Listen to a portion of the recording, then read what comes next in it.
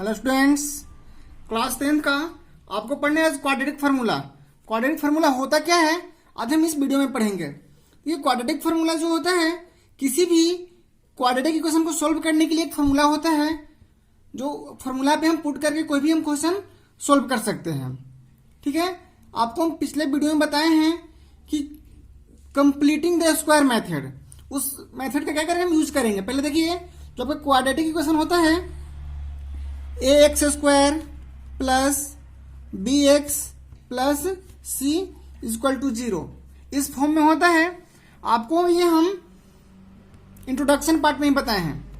देखिए, आपको पता है यहाँ पे ए इक्वल टू नॉट 0 होना चाहिए, मतलब ए का वैल्यू 0 के इक्वल होना चाहिए। चलिए हम इसको सॉल्व करेंगे कंप्लीटिंग द स्क्वायर मेथड से। आपको पता है कि firstly completing the square method solve करने के लिए ए का वैल्यू आपको 1 लाना पड़ता है। कितना लाना पड़ता है? 1। यहाँ पे ए का वैल्यू अभी ए है, यहाँ 1 लाना है, तो 1 लाने के लिए क्या करेंगे हम ए से डिवाइड करेंगे। चलिए पहले हम मेथड का नाम लिख देते हैं, by completing the square method लिखेंगे। यहाँ पे कंप्लीटिंग द स्क्वायर मेथड।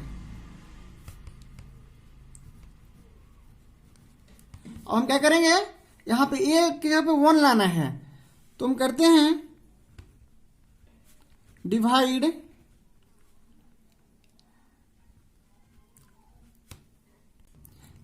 करेंगे, divide by A both side. दोनों तरफ क्या करेंगे हम ए से डिवाइड कर देते हैं। ए से डिवाइड करेंगे, देखिए क्या आएगा, a x square by 2 plus b x by 2 plus, sorry यहाँ पे ए से डिवाइड करना है ना, यहाँ पे ए होगा सी बाई ए इक्वल टू 0। अब हम डिवाइड कर दिए, यहाँ पे ए कैंसिल हो जाएगा, यहाँ पे क्या बचा X square plus B by A into X plus C by A equal to 0। अब हम इसे फॉर्मूला पे लाएंगे। देखिए, सबसे पहले हम बताएं आपको एक्स स्क्वायर यहाँ पे लिख देंगे, फिर प्लस ये जो जितना रहता है इसमें क्या करते हैं हम 2 से डिवाइड करते हैं। चलिए यहाँ पे हम 2 से डिवाइड, पहले इसको हम लिख लेते हैं, इस टर्म को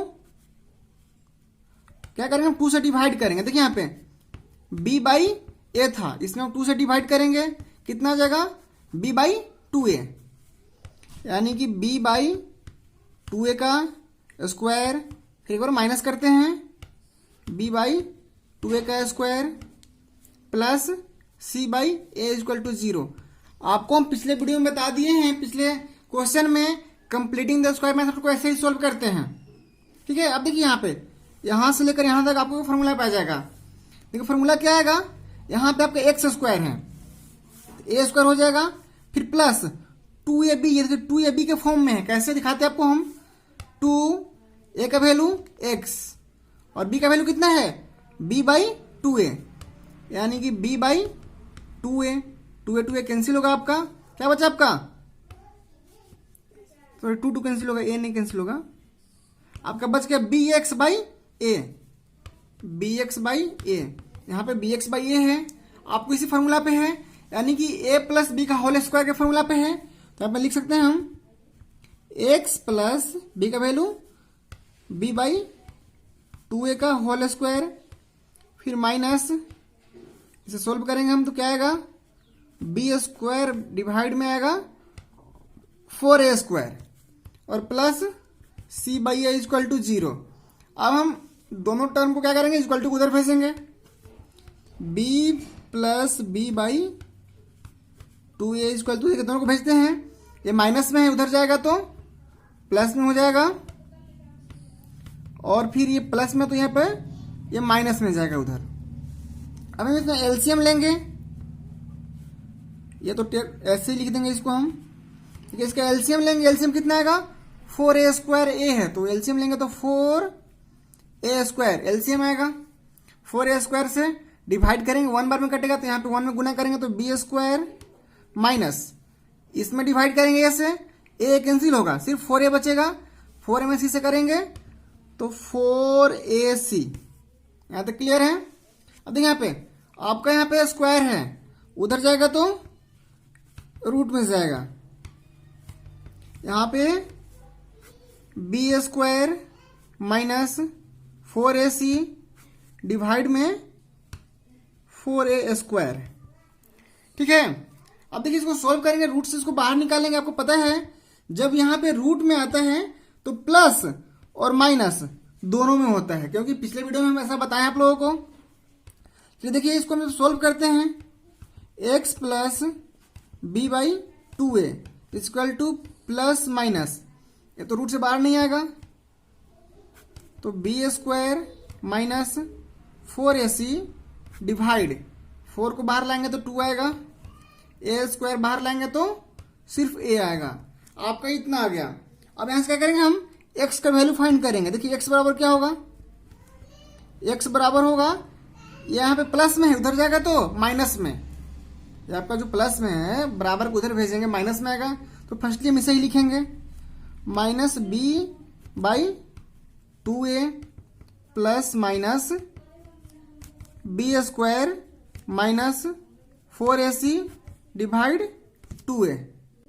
अब इसमें क्या करेंगे, हम एलसीएम लेंगे। देखिए एलसीएम कितना आएगा, 2a यहाँ पे है, 2 यहाँ पे, 2a एलसीएम आएगा तो minus b plus minus root over b square minus 4ac।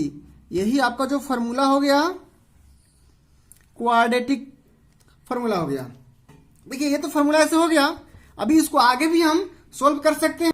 देखिए इसको आगे सोल्व कैसे करेंगे, यहाँ पे x है, x equal to minus b plus minus, जो यहाँ पे बी स्क्वायर माइनस 4ac है, इसको हम d लिख सकते हैं। ठीक है, d मतलब होता है डिस्क्रिमिनेंट होता है, डिवाइड में 2a। ठीक है, यहां तक आपको क्लियर है।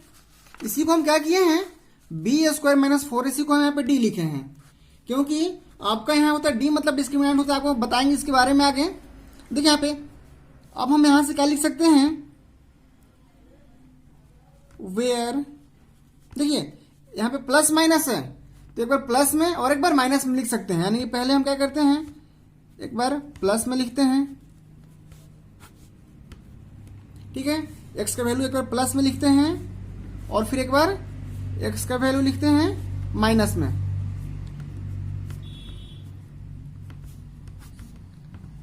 ठीक है, आपका ये हो गया क्वाड्रेटिक इक्वेशन, क्वाड्रेटिक फॉर्मूला हो गया। आपको पता है क्वाड्रेटिक जो इक्वेशन है उसका 2 रूट होगा, ये फर्स्ट का है और ये सेकंड का है। चलिए यहाँ पे आपको हम डी के बारे में बात करेंगे, डी क्या है। तो देखिए जो यहाँ पे हम लिखे हैं, देखिए यहाँ पे होता है आपका where D is equal to b square minus 4ac। तो देखिए जहां आपका बी स्क्वायर माइनस 4ac था, उसी की जगह पे हम डी लिखे थे, तो डी बराबर क्या हो गया, B square minus 4ac।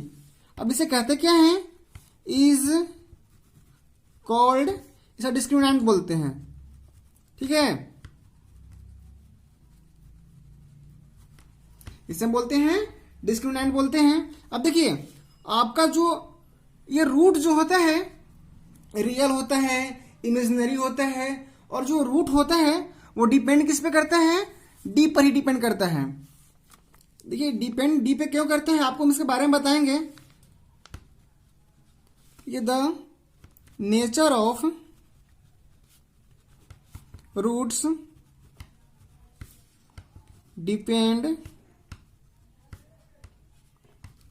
Depends upon the value of D.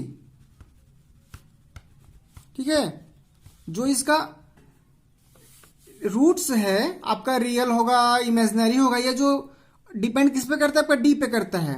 आपको डी से ही पता चलेगा कि किसका रूट्स जो है इमेजिनरी होगा, किसका रियल होगा। देखिए इसका भी कंडीशन है, आपका इसमें 3 कंडीशन है, आपको हम 3 कंडीशन के बारे में पढ़ाते हैं। देखिए आपका जो फर्स्ट कंडीशन क्या है, फर्स्ट कंडीशन है आपका जो है डी जो है क्या होना चाहिए, ग्रेटर देन 0।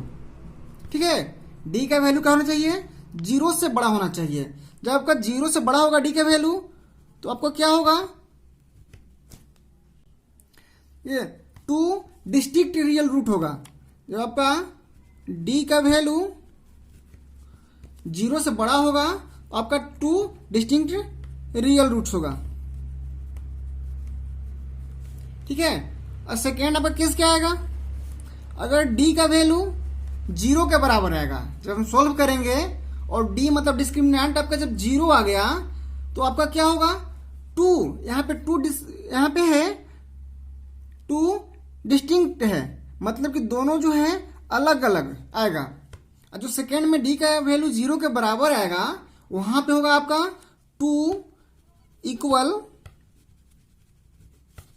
Real root. जब आपका d का वैल्यू 0 के बराबर आ गया तो आपका 2 वैल्यू होगा, लेकिन दोनों क्या होगा, आपका इक्वल वैल्यू होगा। और जब d का वैल्यू 0 से बड़ा होगा तो आपका अलग अलग दोनों रूट होगा। चलिए इसका थर्ड क्या है, थर्ड में क्या होता है कि d का वैल्यू क्या होना चाहिए, 0 से कम होना चाहिए, मतलब कि 0 से कम यानी कि माइनस में चला जाएगा। जब 0 से कम होगा तो इसका रियल रूट होगा ही नहीं, इसका मतलब क्या, नो रियल रूट्स। इसे ही हम बोलते हैं इमेजिनरी। आप इतना याद रखें, तीनों कंडीशन याद रखना है आपको। d का वैल्यू क्या होगा, फर्स्ट में अगर 0 से बड़ा होगा तो आपका 2 रियल रूट होगा, और रियल रूट का क्या होगा, दोनों रूट अलग अलग होगा। सेकेंड आपका क्या है, जब d का वैल्यू 0 के बराबर होगा आपका 2 रियल रूट होगा, लेकिन वो क्या होगा, आपका इक्वल होगा। और जब 0 से कम होगा तो क्या होगा, रियल रूट नहीं होगा, इमेजिनरी होगा। और जब ये कंडीशन आएगा तो आपका इक्वेशन सॉल्व नहीं होगा, इतना याद रखिएगा। ठीक है, चलिए धन्यवाद।